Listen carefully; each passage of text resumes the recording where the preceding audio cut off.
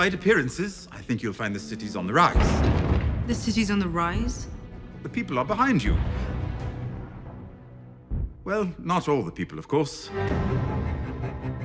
Daenerys, when she comes back to that situation, she has no idea what to expect. She doesn't know what's happened in Meereen. In a way, you feel for Tyrion because she left him with a terrible situation. The city was under siege from within and without, and he really did, for so long, such an excellent job of making things better there. And unfortunately, what she comes back to find is exactly what she would have expected to find when she left. And the fact that she has a city at all still is due to him.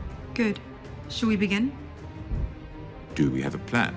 I think Dany's been becoming a Targaryen ever since the end of season 1. She's not her father, and she's not insane, and she's not a sadist, but there's a Targaryen ruthlessness that comes with even the good Targaryens. Your reign is over. My reign has just begun.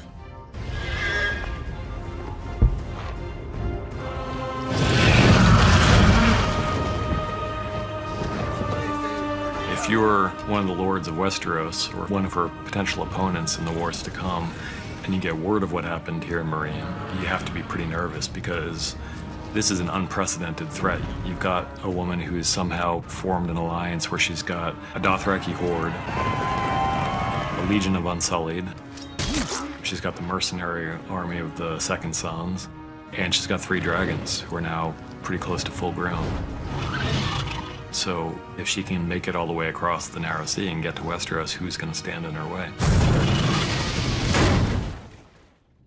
I've defended the wall from worse than Ramsay Bolt. You don't know him.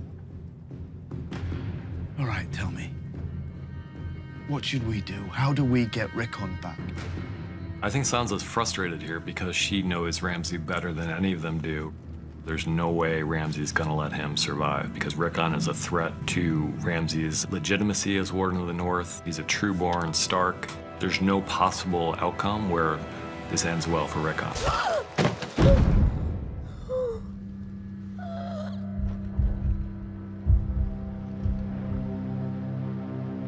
From the beginning, we knew that one thing we'd never had on the show was a true medieval pitched battle, where 2 sides bring all the forces they can into play in some battlefield that's somehow negotiated or agreed upon, and they go at each other until one of them wins and the other one loses. This is a staple of human history, and we started to look through film examples of it.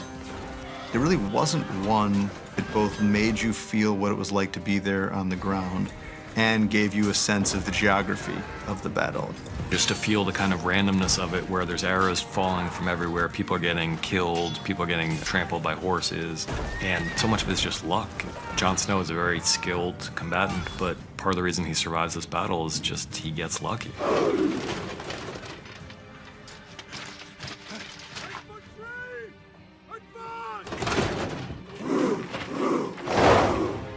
We went back to the Roman fight against the Carthaginians in the Battle of Cannae, where the Romans got caught in an encirclement by Hannibal and just slaughtered to the man. And we used that as sort of our model. The Battle of the Bastards becomes incredibly compact, and all these men, all these combatants crammed into this incredibly tight space on the battlefield. You read accounts of battles in the Civil War where the bodies were piled so thick it actually became an obstruction on the battlefield.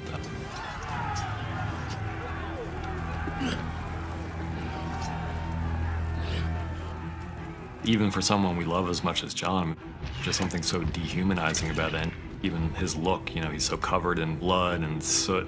There's like a wildness to him, especially after what he's seen. There's just no part of Jon that's not going to pursue. Open the gate! The initial version of the battle all took place on the battlefield, but it was the battle for Winterfell.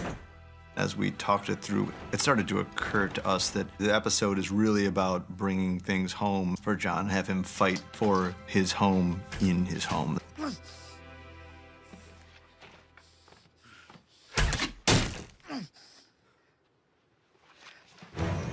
He's a deeply good human being, but he pushed anyone beyond their limits and they snap.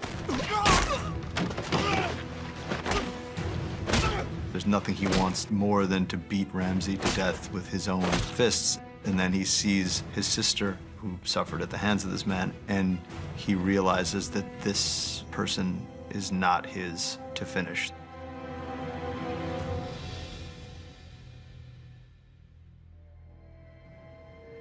Sansa. Hello, Sansa. The show doesn't always give people the things that are gonna make them happy, but this felt like a moment where it made narrative sense that they would win this fight and that Ramsay would come into their possession as a prisoner. Is this where I'll be staying now? I don't think Ramsay realizes it's over until he wakes up in the chair. I think he's crafty enough, and he's always managed to get away with everything. I think he's still hopeful that there might be some way he can connive his way out of this one, too, until the very, very end. My hounds will never harm me. You haven't fed them in 7 days, you said it yourself. His dogs were such a thing for him in this season and in seasons past, and such an extension of his own horrible urges, and the idea that they would be turned against him and that it would happen at Sansa's hands made a lot of sense to us. Stop! Stop! Stop! This isn't the little girl who wanted to dress up like a princess anymore. Her walk away at the end of the scene, and that's one of my favorite shots we've ever had. It's just the little ghost of a smile on her face. She's in Winterfell, but she's not the person she was when she first left.